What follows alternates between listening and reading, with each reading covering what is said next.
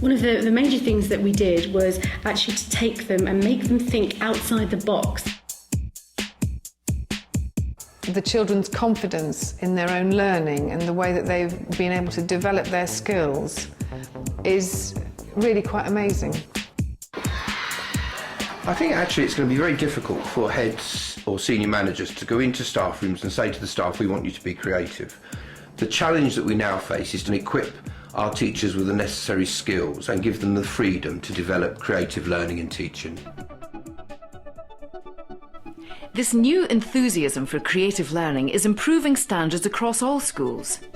No matter how good your school is, creativity still has something to offer. At Thornhill Primary School in Brixton, they have a new head teacher, Lawrence Keel. He's proud of the school's beacon status, but he wants to raise standards even higher. He'll do this by putting more emphasis on creativity in the curriculum. Here at Sudbourne, we are a very successful school and we are creative in the traditional arts subjects. In order to keep us moving forwards, what we need to build is a creative learning culture across the whole school. I believe the benefits of working this way in raising standards, improving results and making learning and teaching more enjoyable can only be beneficial to all people who work and learn within the school, and that must be a good thing. But within his new school, Lawrence's ideas are met with some apprehension by the teaching staff.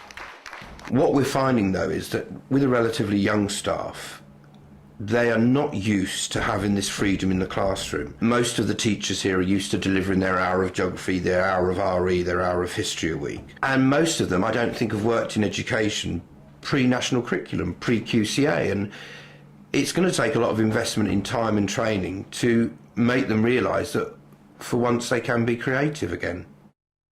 There's been a growing awareness over the last 5 years or so that teachers have interpreted the curriculum in a very prescriptive way.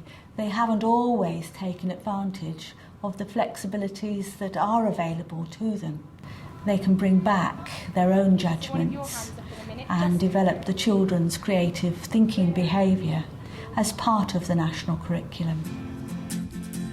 Lawrence is not a man who's easily deterred. At his old school, Vicar's Green, he's seen what creativity can do.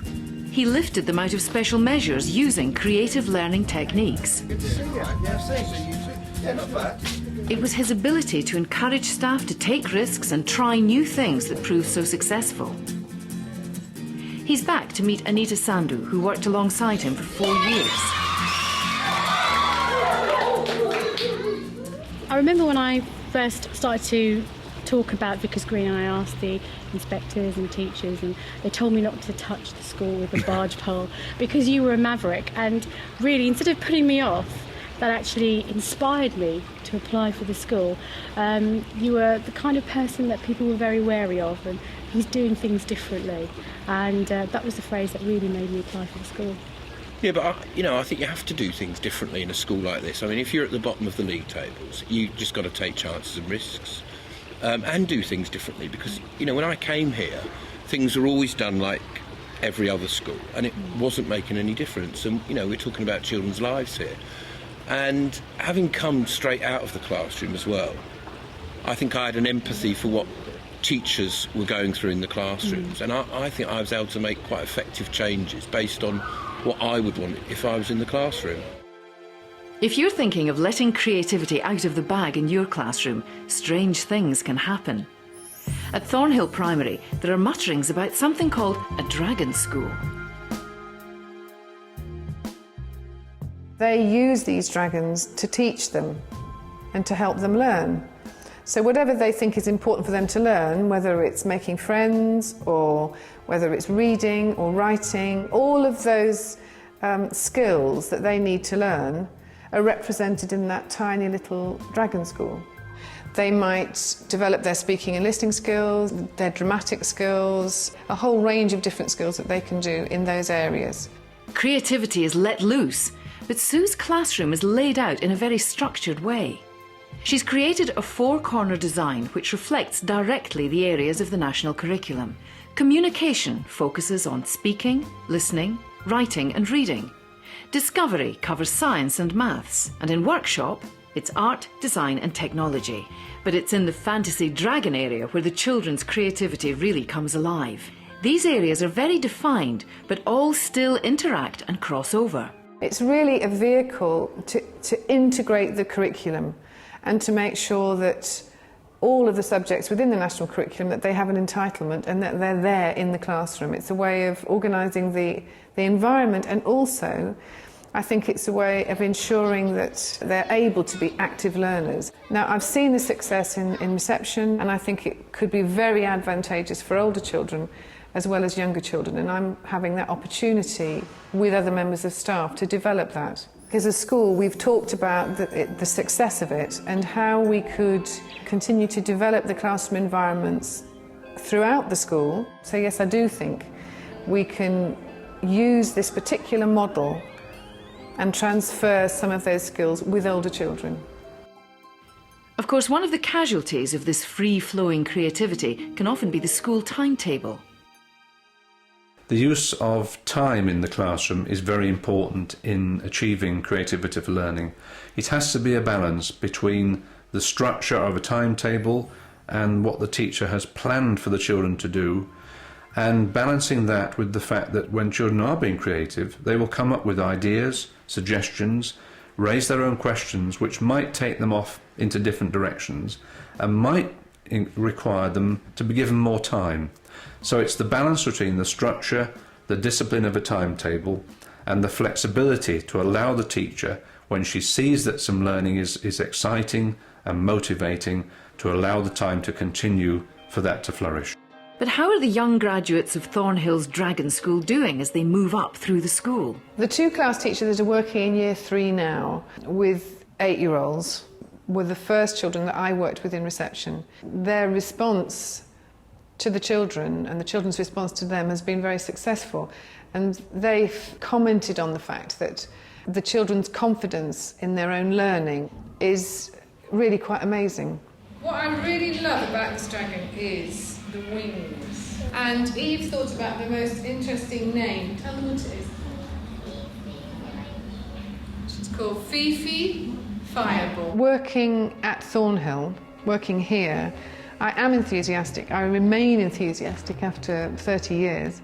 The push towards a more creative way of teaching is very exciting.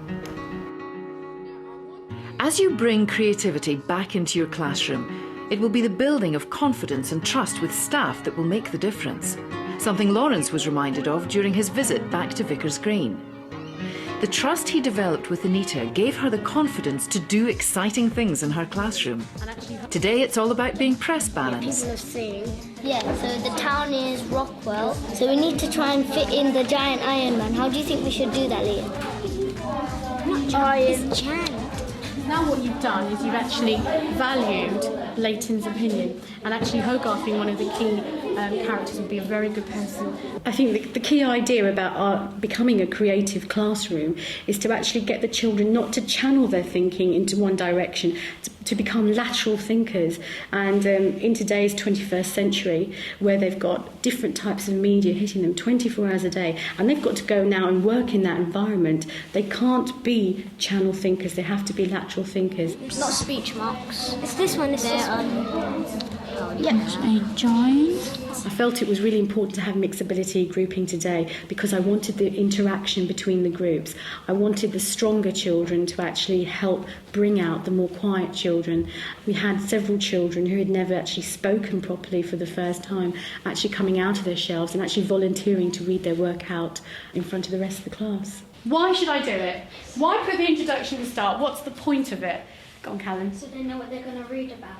Yes, so they know what they're going to read about. That's the whole idea of the introduction. A brief description of what's going to come later. I first interviewed Anita, and we were looking for somebody to do a specific job, that was to raise standards in the school.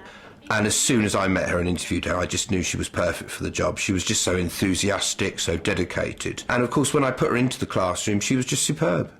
There was some nice comments going to each other, that's a good word, well done, that's a good idea, oh, I hadn't thought of that. And some of you actually asked your peers within your group to actually rearrange their position. Anita catered for many of the learning styles in the class. But in all the lessons, she never lost sight of the objective of the lesson, what she wanted the children to learn. Brilliant use of language, a devastating battle. And just in the year, she moved those children on so much. Even the reluctant learners, they just become like learning monsters. Capital G, capital G, and speech marks. And in the end, there was just such an enthusiasm for learning, and it was reflected in the Year 6 SATs results, where we made great strides. I mean, my role in this was very much in the background, in a supporting role, but I think that is a role that heads do need to have. You have to have belief in your teachers. And so when Anita came to me with either ideas for subject weeks, or she needed extra resources, or she needed time to plan, then I think as a head you have a duty to support people like that. And when I've spoken to Anita, those are the sorts of things that we've agreed on. Lawrence's success at Vicar's Green was certainly impressive, but he still has his more immediate problem. He's looking for the same level of trust and support in his staff back at Sudbourne. Having gone to what is a very successful school, I'm just finding that there's resistance to introducing the creative curriculum, mainly from the younger teachers, and I just wonder why. Well, don't forget, the younger staff have only known the national curriculum. They haven't known anything else. And if you're going to implement that creative curriculum, what you've got to do is have that teamwork, which is key, but a lot of hard work. And when you've got that hard work in, when you've established it, the benefits, as we know, are absolutely phenomenal. Not unreasonably, the Sudbourne staff don't want a more creative approach to undo the good work that helped achieve beacon status. But creative learning doesn't have to mean a less vigorous assessment of standards within the school. It's very important that teachers assess the way in which children have learnt in this creative context, that any of that learning is taking place within the context of the programmes of study for the national curriculum. And therefore, if it's history, then the children are learning some historical skills or some new knowledge or some understanding of history. And creativity for learning enhances that learning. So it's still very important to assess the subject knowledge and skills that children are developing. If we're saying that creativity for learning is important in its own right, then I think the teacher has to be aware that she needs to assess those characteristics. In a lesson that's just finished, did I give the children any opportunity to ask or raise questions? Did it in any way affect what happened next? Or did I close everything down? Was it all coming from me? What sort of work did it lead to? Was it any better than it would have been if I had not allowed them to ask those questions? So I think the national curriculum programmes of study have to be there, and those characteristics for creativity need to be there too. Vicar's Green continues to build on its success, and it's moving up the league tables. Building trust and taking risks with creativity paid off.